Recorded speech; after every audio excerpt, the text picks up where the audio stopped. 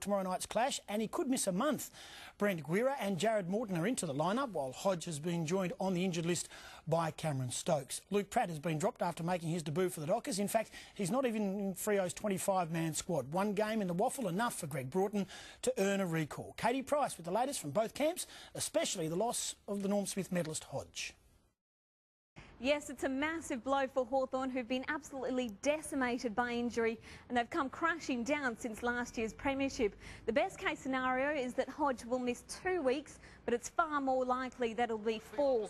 He's been battling this adductor strain for over a month now and playing through the pain, but the Hawks have finally conceded that he does need a break to get himself right for the back end of the season. Because he's such a competitive bully, and he wanted to do the right thing by the team because we had so many other defenders out.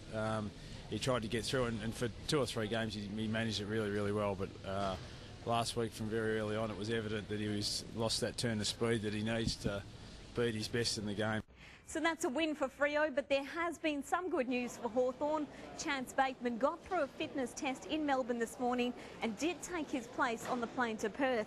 Now, this game would have been pencilled in for a win for the Hawks when the fixtures were released for this season, but now the Dockers going as favourites, although Mark Harvey isn't convinced that the punters have it right.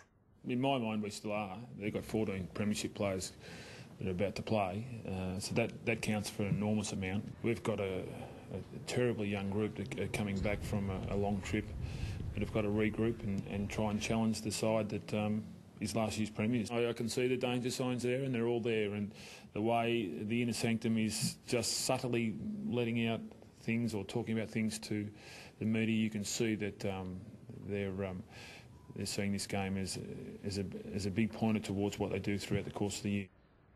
Well, the Dockers today had an enemy in the ranks. They had Hawthorn goal-kicking great Peter Hudson on hand to present their annual Bravery Awards to some sick kids who've been doing it tough. But I can tell you on the record he will be in the brown and gold tomorrow night, and I can tell you Mark Harvey won't be letting him anywhere near the inner sanctum. Good on you, Katie. Katie Price at Freo Super.